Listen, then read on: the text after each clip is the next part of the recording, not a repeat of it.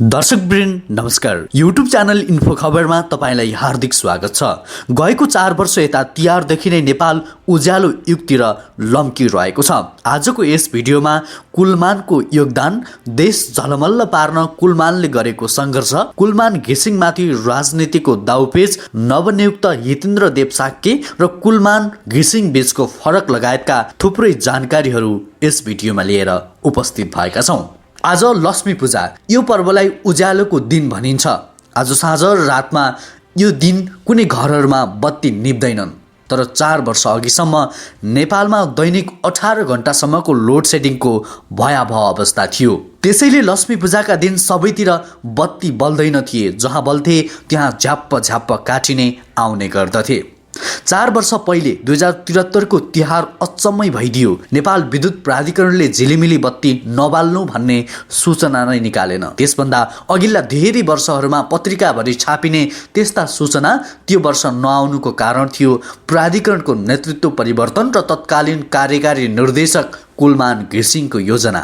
2073 को भदौ अन्तिममा प्राधिकरणका प्रमुखका रूपमा प्रवेश गरेका कुलमान घिसिङले कर्मचारीहरूलाई तिहारमा यस्तो सूचना निकाल्न दिएनन्। उनले प्राधिकरणका विभागीय प्रमुखहरूलाई बोलाएर भनेका थिए, उज्यालो पर्व तिहारमा बत्ती नबाल्नु भनेर के सूचना निकाल्नु, बरु सकियो भने काठमाडौँ र पोखराका बिजुली नकाटिने गरी आवश्यक प्रबन्धहरू गरौँ। तिहारको लक्ष्मी पूजाकै दिनमा वर्षभरिकै सबैभन्दा बढी बिजुलीको माग हुन्छ। त्यस दिन काठमाडौँमा कतै लाइन नकाट्ने व्यवस्थाका लागि सबै तयारी गर्न लगाए उनले, र लक्ष्मी पूजाकै दिनमा लोड सेडिङ हटाउन परीक्षण गर्ने योजना तयार भयो। त्यसअनुसार घिसिङ सहित प्राधिकरणका उच्च अधिकारीको टोली लक्ष्मी पूजाका दिनमा काठमाडौँको सेचुटार स्थित विद्युत भार प्रेषण केन्द्रको कन्ट्रोल रुममा पुग्यो।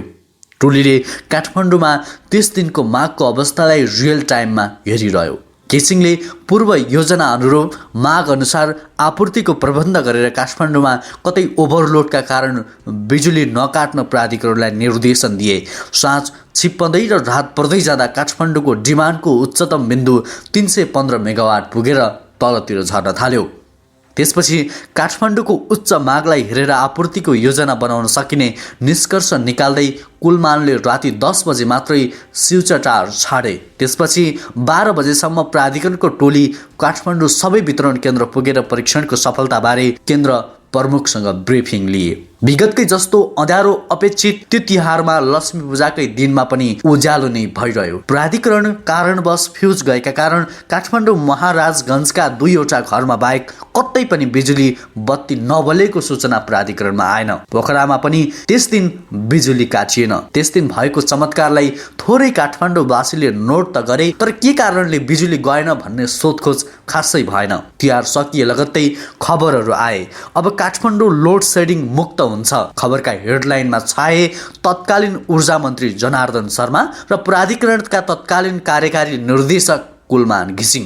यो काठमाडौँका लागि मात्र सरप्राइज थिएन, देशभरमै यो खबरले तरङ्ग ल्यायो। प्राधिकरणले अब कर्मैसँग देशभर नै लोड सेडिङ हटाउने घोषणा त्यसै बेला गरेको थियो। यसले देशभर कुलमानको चर्चाको पात्र बने, तर उनले यो प्रधानमन्त्री कार्यकालदेखि ऊर्जा मन्त्रालय र प्राधिकरणको टिम इफेक्टका कारण सम्भव भएको बताइरहेका थिए।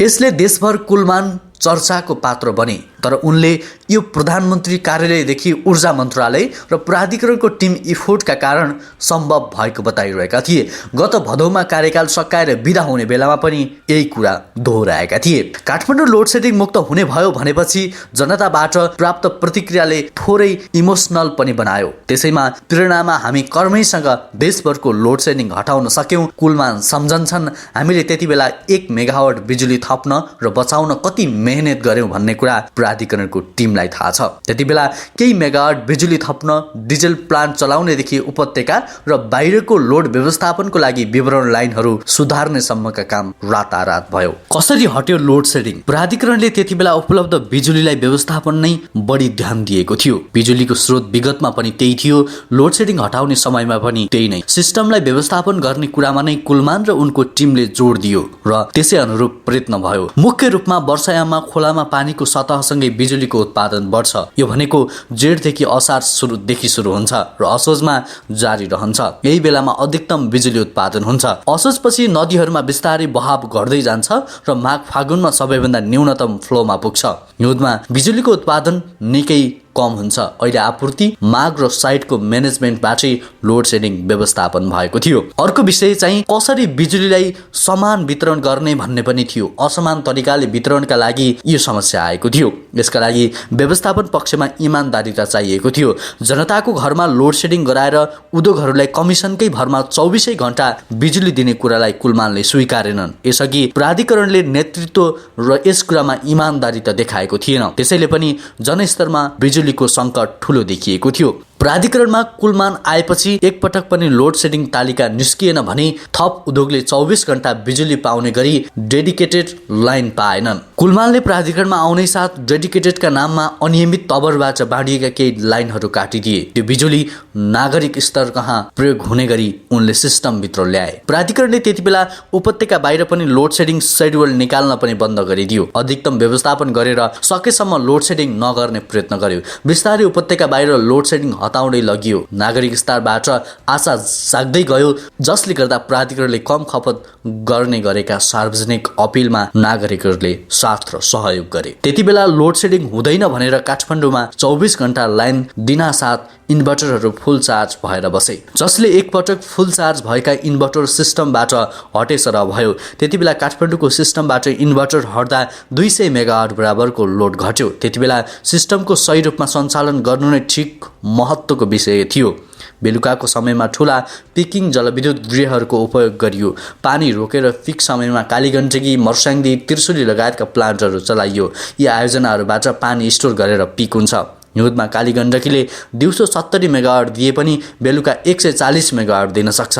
किनभने दिउँसो कम चलाएर बेलुका आवश्यक मागलाई मिट गर्ने गरी बिजुली निकाल्न सकिने कुरालाई प्राधिकरणले धेरै ध्यान दियो। बिहान पनि सिस्टम पिक हुन्छ। बेलुकाको करिब 90% पिक बिहान हुन्छ। बिहानको पिकलाई रातिबाटै म्यानेज गर्ने काम पनि सुरु भयो। मध्यराति बिजुलीको डिमान्ड कम हुन्छ। त्यस्तै बेलुकाको पिकलाई दिउँसो होल्ड गरेर म्यानेज गर्ने कार्यमा कुलमानले तदारुकता देखाए। आयोजनाहरू मर्मतका लागि हिउँदसम्म कुर्ने क्रम पनि कुलमानले हटाए। उनले कर्मैसँग हिउँद लाग्नु अघि नै आयोजनाको नियमित मर्मत सम्भार गराउने र प्राधिकरणलाई प्रोत्साहित भत्ता थपेर जतिसक्दो छिटो मर्मतको काम गराउने काम सुरु गरे। प्राधिकरणले त्यति बेला उद्योगको मागलाई पिक आवरमा व्यवस्थापन गर्यो। त्यसका लागि बेलुकी उद्योगलाई बिजुली दिएन। बेलुका 3 देखि 4 घण्टा उद्योगको बिजुली काटियो। लोड सेडिङ नहट्दासम्म कसैले 8 घण्टा, कसैले 12 घण्टा र कसैले लगातार पाएको अवस्था थियो। त्यो विभेद पनि हट्यो। सबै उद्योगले 20 घण्टा पाए। 8 घण्टा पाउनेले पनि 20 र 24 घण्टा पाउनेले पनि 20 घण्टा नै पाएपछि उद्योगहरू पिक आवर भन्दा बाहेकका समयमा चले। जसले गर्दा सुरुकै वर्षमा देशमा औद्योगिक उत्पादकत्व पनि बढ्यो। प्राधिकरणले बिजुली आयातको व्यवस्थापन पनि आवश्यकता अनुसार मिलायो। उच्च दरमा भारतबाट बिजुली आयात पनि गरेन। प्राधिकरणले भारतबाट 40 मेगावाट थप बिजुली ल्याएर लोड सेडिङ हटायो। प्राधिकरणले डिमान्ड साइड व्यवस्थापनमा पनि ध्यान दियो। डिमान्डलाई घटाउन सकिन्छ भनेर पिकलाई बल लगाएर घटायो। नागरिकहरूलाई बेलुकीको समयमा ठूला विद्युतीय उपकरणहरू नचलाउन अपिल गरियो। नागरिकहरूले त्यसलाई स्वीकारे, जसले प्राधिकरणको टिमलाई माग व्यवस्थापनमा ठूलो भार परेन। बिस्तारै उद्योगहरूलाई पनि 24 घण्टा नै बिजुली दिन थालियो तर अपेक्षित दरमा उद्योगबाट पनि लोड थपिएन। 2075 वैशाखबाट उद्योगमा भइरहेको लोड सेडिङ पनि हट्यो। त्यसअघि पनि उद्योगहरूले पर्याप्त बिजुली पाउने अवस्था बनिसकेको थियो। सकसका ती दिन, त्यो तिहार अघिसम्म लोड सेडिङका कारण देश चरम समस्यामा थियो। व्यावसायिक र औद्योगिक क्षेत्र निरुत्साहित थियो भने नागरिकहरूले बेलुकासम्म समयमा बिजुली पाउनु लगभग सपना जस्तै भएको थियो। लोड सेडिङका तालिका अनुसार मात्रै बिजुली वितरण हुन्थ्यो। कहाँ कति माग छ र कसरी आपूर्ति मिलाउने भन्ने कुनै योजना बन्दैन थियो। वर्षायाममै घोषणा हुन्थ्यो यो वर्ष हिउँदमा यति अधिकतम अनुमान लोड सेडिङ हुन्छ।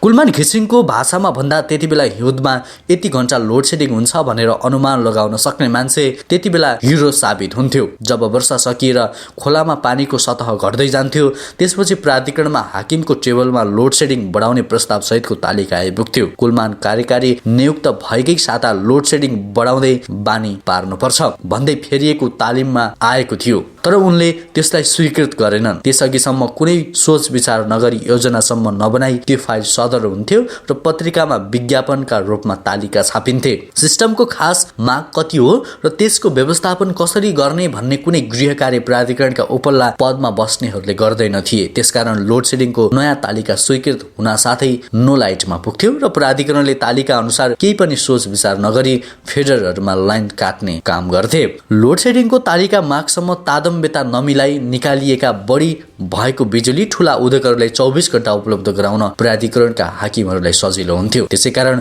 उद्योगले बिजुली पाउँदा नागरिक अन्धकारमा रात बिताउँथे। पानी तान्नेदेखि मोबाइल चार्ज गर्ने पनि लोड सेडिङको तालिका हेर्नु पर्थ्यो। प्राधिकरणका पिकिङ आयोजनाहरू पिक आवरमै खासै चल्दैनथे। हिउँदयाममा नै उत्पादन केन्द्रहरू मर्मतका लागि बन्द गरिन्थे। बिजुली जाँदा मर्कामा पर्छन् भन्ने कुनै चिन्ता लिने कोही मानिस थिएन। लोड सेडिङले आक्रान्त भएका कारण शहरमा घर घरमा इन्भर्टर थिए। व्यावसायिक तथा औद्योगिक प्रतिष्ठानलाई जेनेरेटर नकिनी सुक्खै थिएन। जसले इन्भर्टर र जेनेरेटरको व्यापार नेपालले उत्कृष्ट सम्भाव्यता भएको व्यवसायमा गरिन थालेको थियो। 200 मेगावाटसम्म बिजुलीको माग इन्भर्टरहरूले बढाएका थिए। लाइन काटिने समयमा सबैतिर बिजुलीको लोड अत्याधिक भएर सिस्टम डाउन भएको भइ हुन्थ्यो। त्यतिबेला प्राधिकरणको मास्टर स्टेसनबाट इन्जिनियरहरू तालिका अनुसार नै प्रणालीको व्यवस्थापन गर्थे। आम नागरिकहरूलाई पनि लोड सेडिङ हुनु र त्यसलाई झेल्नु कुनै नौलो कुरा थिएन। दैनिक 18 घण्टाबाट नागिसकेको लोड सेडिङ 24 घण्टा नजिक पुगे पनि उपभोक्ता सामु स्वीकार्नुको विकल्प थिएन। प्राधिकरणलाई पनि बिजुलीको भार व्यवस्थापनमा प्राधिकरणको नेतृत्व तीव्र दबाव थिएन। अझै 10 वर्ष लोड सेडिङ बाँकी रहने ऊर्जाविदको अनुमान पनि सार्वजनिक भइरहेकै थियो। प्राधिकरणको नेतृत्व पनि लोड सेडिङ तत्काल नहट्ने सार्वजनिक उद्घोष गरेर हिँडिरहेको थियो।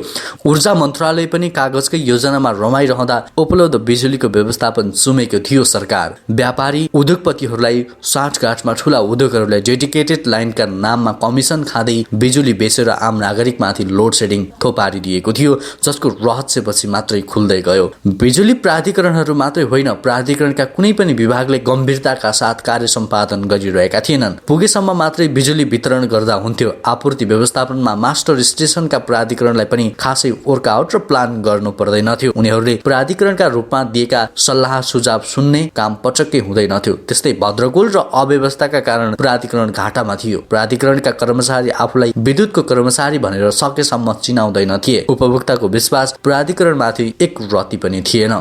अहिले अवस्था ठ्याक्कै उल्टो छ। देशभरबाट लोड सेडिङ हटेको छ, उद्योगमा पनि लोड सेडिङ छैन। नागरिकहरूले सम्मान दर्शाउने सीमित सरकारी संस्थानहरूमध्ये प्राधिकरण पनि एक बनेको छ। यहाँका कर्मचारीहरूलाई आफ्नो संस्थाप्रति अहिले उच्च गर्वबोध छ। लोड सेडिङ अन्त्यले देशको आर्थिक वृद्धि दरमा खास सहयोग गरेको छ। लोड सेडिङ हुँदाको भन्दा अहिले औद्योगिक तथा व्यावसायिक वातावरण सुध्रिएको छ। नागरिकमा जलविद्युतमा नेपालले केही गर्न सक्छ भन्ने विश्वास पलाएको छ। लोड सेडिङ हटेर यो अवस्था सृजना भएको हुनु भनेको सर्वसाधारणको भाषामा एउटा चमत्कार नै हो। निवर्तमान कार्यकारी निर्देशक कुलमान घिसिङको विश्लेषणमा लोड सेडिङ हट्नुमा उपभोक्ताको बिजुली खपतको प्रविधि बदलिनुले नै सबैभन्दा ठूलो भूमिका खेलेको छ। प्राधिकरणले गरेको अपिललाई सहर्ष स्वीकारेर नागरिक स्तरबाट त्यतिबेला भएको सहयोगलाई कुलमान भुल्न सक्दैनन्। उनको भनाइमा सरकारको मार्गदर्शन, प्राधिकरणको टिम र सरकारी स्तरबाट भएको प्रयासले पनि लोड सेडिङको नामो निशान मेटाउन सहयोग गर्यो। उनी भन्छन् लोड सेडिङ हट्ने विषय कुनै चमत्कार थिएन। बिजुली एउटा विज्ञान हो, सही व्यवस्थापन गर्नुपर्ने चिज पनि हो। हामीले त्यही गरेका थियौँ। अहिले प्राधिकरण नयाँ नेतृत्वमा छ। अबको नेतृत्वलाई लोड सेडिङ चुनौती छैन, बरु कसरी खपत गराएर देशभित्र उत्पादित बिजुली खेर जान नदिने भन्ने चिन्ता प्राधिकरणलाई छ। कुलमान नेतृत्वमा आएपछि बिजुलीको खपत दर बढे पनि पिक डिमान्डको उच्चतम व्यवस्थापन गरेकाले प्राधिकरणलाई लोड सेडिङ गर्नुपर्ने कुनै अवस्था नै छैन। तर प्रणाली कमजोर भएकाले झ्याप्प बिजुली जाने समस्या समाधान गर्न नसके नागरिक स्तरमा प्राधिकरणको विश्वास गुम्ने जोखिम पनि छ। दर्शकवृन्द, निमित्त कार्यकारी निर्देशक कुलमान घिसिङको यो कामलाई सम्झिँदै एकपटक कमेन्टमा आई एम विथ कुलमान घिसिङ लेख्न नबिर्सिनुहोला र यो भिडियोलाई धेरै भन्दा धेरै सेयर गर्न नबिर्सिनुहोला। नमस्कार।